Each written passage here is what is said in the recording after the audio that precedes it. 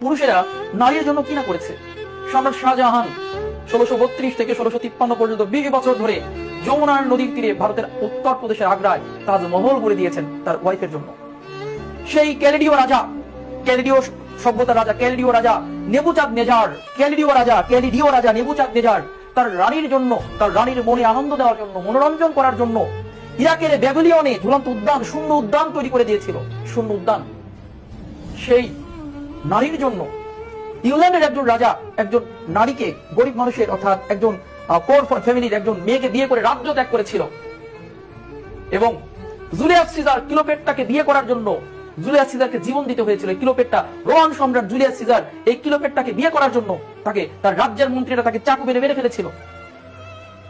চণ্ডীদাস রজকিনীর জন্য 12 বছর বসি পাইছিল। কায়েস লাইলিকে না পেয়ে মজনু হয়ে গেছিল, পাগল হয়ে গেছিল। লাইলি মজনুর গল্প। কায়েস মূল ছেলের নাম ছিল কায়েস। সেই লাইলিকে না পেয়ে, লাইলির অন্য জায়গায় বিয়ে হয়ে গেলে সেই কায়েস হয়ে যায় মজনু। অবশেষে কায়েস শুধু কান্না করে আর কান্না করে, লাইলিকে না পেয়ে মজনু হয়ে যায়, পাগল হয়ে যায়। লাইলি মজনুর ঘটনা। লাস্টে একজন দরবেশ বলে এর কান্না থামাইতে হলে লাইলির পায়ের ধুলো লাগবে। এবার ছেলের মজনুর বাবা গিয়ে লাইলির পায়ের ধুলো এনে মজনুর চোখে ডলে দেয়। লাইলির পায়ের ধুলো মজনুর চোখে ডলে দেন, বলে যে খবরদার কান্না করবো না, কান্না করলে ধুলো মুছে যাবে। আর এই ধুলো কার জানো? এই ধুলো হচ্ছে লাইলির পায়ের ধুলো। এই জন্য মজনু চিন্তা করে লাইলিকে পাইনি, ওর ধুলো আমার চোখে, আমি কান্না করবো না, আমার কি মুছে যাবে?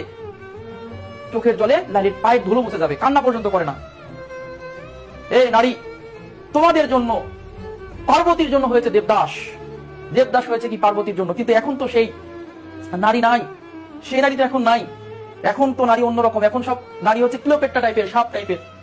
এখন কে সেই নারীর, সেই যে, এবং হেলেনকে ভালোবেসে, হেলেনকে গত বছর কমন করে গেছে এটা, হেলেনকে ভালোবেসে তুরস্কের ট্রয় নগরীর জ্বালিয়ে পড়ে ছারখার করে দিয়েছিল স্পার্টার রাজা। কারণ স্পার্টার রাজার হেলেনকে ভালোবেসে নিয়ে গিয়েছিল কে? ট্রয়ের রাজপুত্র প্যারিস। তো এখন আমরা ছেলেরা এখন যেটা বলি, এখন আমাদের বলা ছাড়া কিছু না, এখন এটাই বলতে হবে।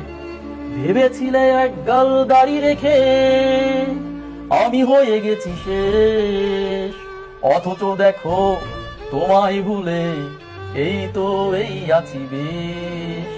ভেবেছিলে এক গাল দাড়ি রেখে আমি হয়ে গেছি শেষ, অথচ দেখো তোমায় ভুলে এই তো এই আছি বেশ।